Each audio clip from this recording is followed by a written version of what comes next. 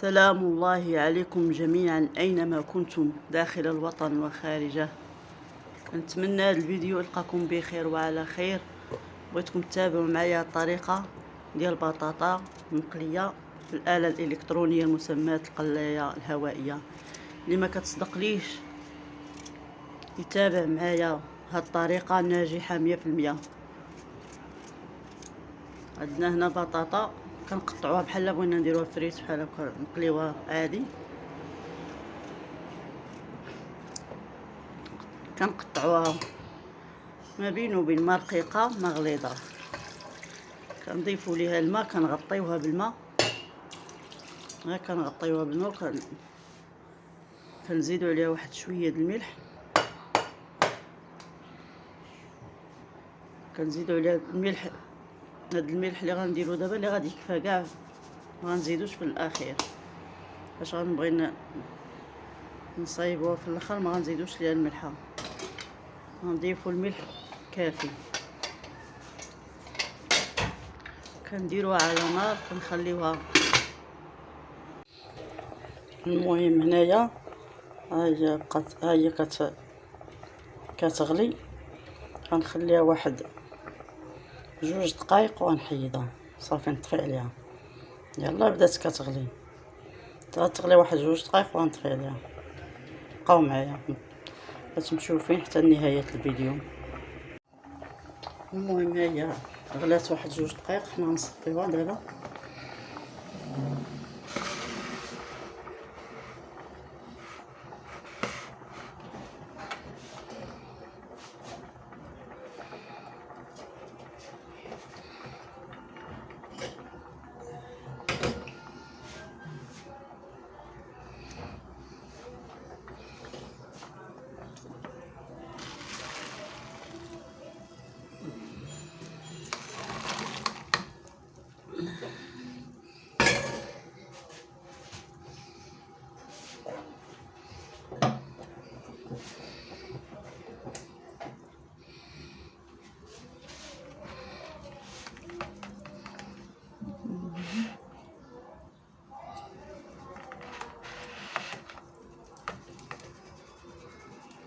صفيوها.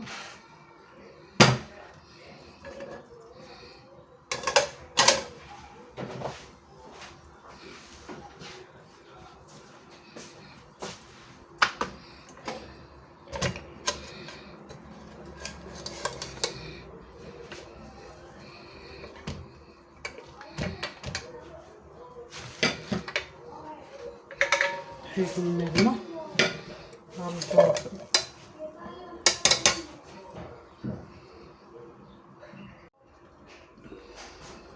من بعد ما صفيناها. غادي نضيف ليها واحد شويه زعتره،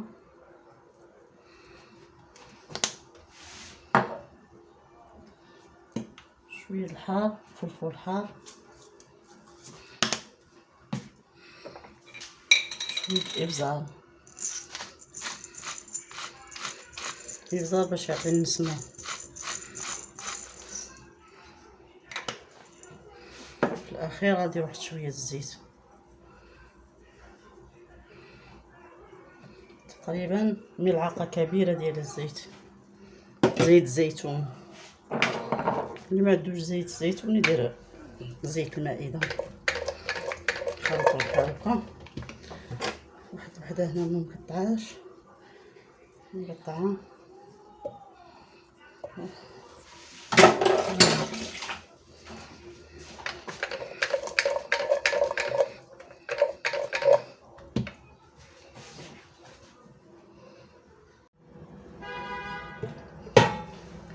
في هاد القلاية الهوائية غادي نديروها تقلى بدون زيت.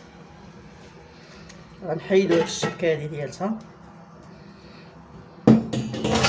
وغنديرو هنا مباشرة.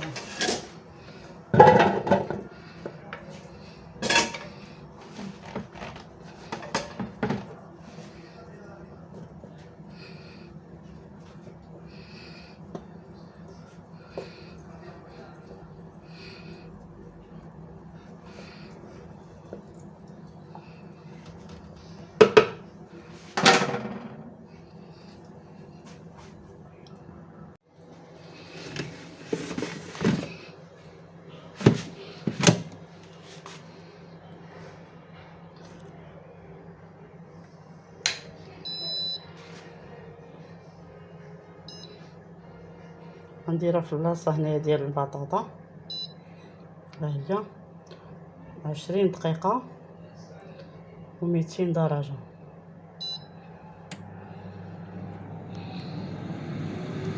بقاو معايا حتى الاخير تشوفوا النتيجه كيفاش جات.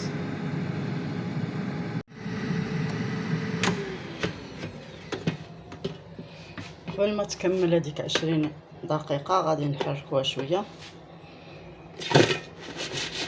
بحال غنقلبوها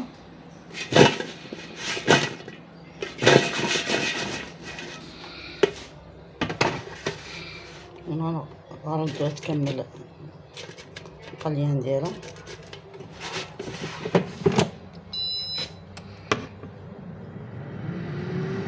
علاش الدقائق المهم ماشي مشكل، بقات 6 دقائق غادي تكمل فيها القليان ديالها.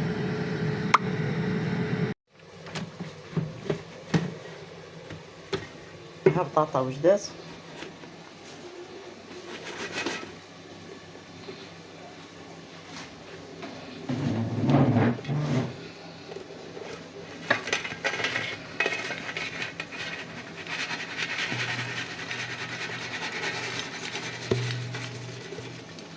كتخرج مقرمشه وفي نفس الوقت رطبه.